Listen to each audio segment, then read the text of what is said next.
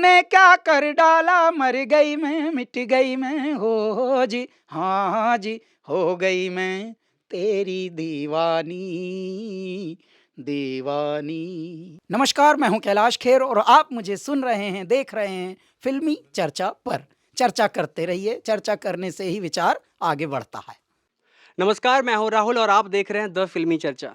आज हमारे साथ हैं आपके हमारे चहेते जिनके गाने सुनकर लोग मंत्रमुग्ध हो जाते हैं। जी हाँ, मैं बात कर रहा हूँ पद्मश्री कैलाश खेर सर का। तो चलिए मिलते हैं उनसे। हाँ कैसे हैं सर आप? जी, एकदम जैसा आपने छोड़ा था। बहुत जितने अच्छे सिंगर हैं सर, आप वक्ता भी उतने ही अच्छे हैं सर। क्योंकि अभी हम लोग प्रेस कॉन्फ्रेंस चल रहा था, अभी देखा आप बहुत कमाल बोलते हैं सर, आप बहुत कमाल। तो सर अभी ये शूट हुआ है, रिकॉर्डिंग हुआ है अभी गाने का, तो उसके बारे में कुछ बताइए सर। धन्यवाद राहुल। मैं जो भी हूँ, हम जो भी होते हैं, हम अपनी सराउंडिंग से यानी संगत से ही हमारी रंगत होती है। मैं साधुओं में रहा, महात्माओं में रहा, महामंडलेश्वरों में रहा, संतों में रहा, शायद उसका प्रभाव है कि हम शुद्ध बोल पाते हैं और हृदय से बोल पाते हैं। जब आप हृदय में होते हैं तो आप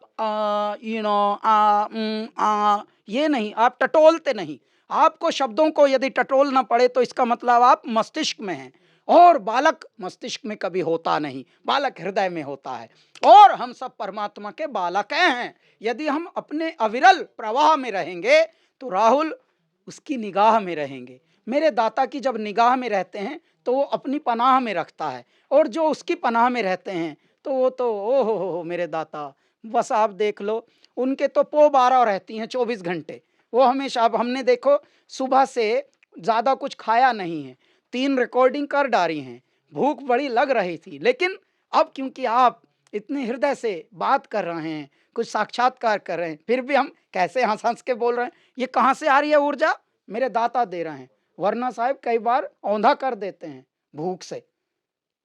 परंतु ये होता है जब आप समर्पित होते हैं ईश्वर में, तो आप जब भी बोलते हैं तो मेरे दाता आपके भीतर बोलते हैं।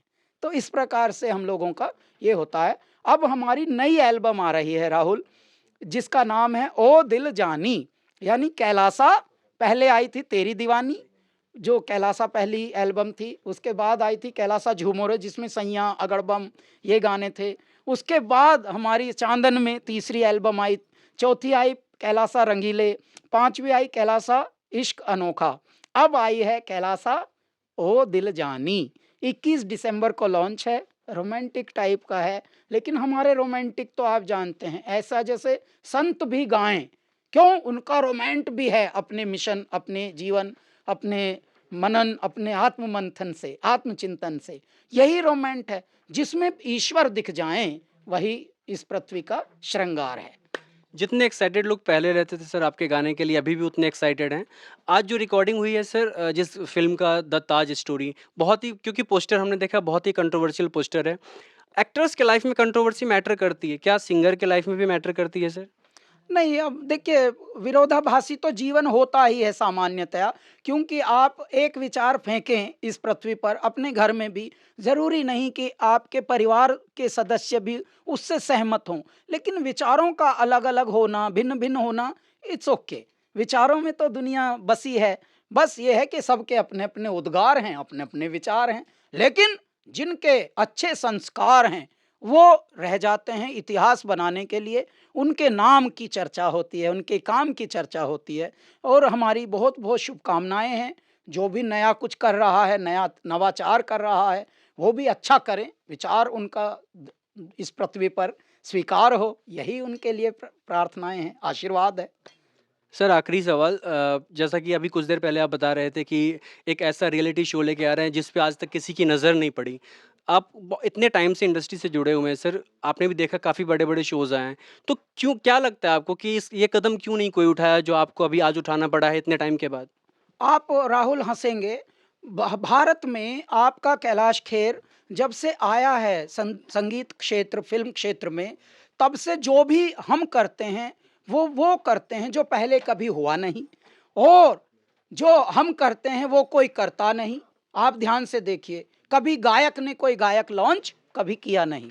पिछले 7 वर्ष से आपके कैलाश खेर नए गायक लॉन्च करते हैं अपने जन्मदिन पर, जिसका नाम है नई उड़ान। उसके बड़े चर्चे हैं, बड़े बड़े सेलिब्रिटीज़, बड़े-बड़े एक्टर्स, बड़े-बड़े साधक, कलाकार, गायक, परफॉर्मर्स, संगीतकार, सबके आशीर्वाद हमको मिल चुके हैं।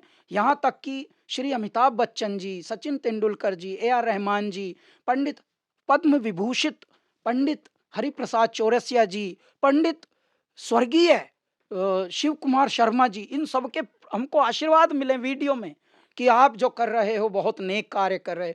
अच्छा, अब ये कार्य इसलिए करना पड़ रहा क्योंकि भारत में कितनी संपदा छुपी है संगीत की भी, लेकिन हम सब फ़िल्म के ही संगीत में सिर्फ़ लिमिटेड उलझ के रह होकर जाते हैं। रह जाते हैं।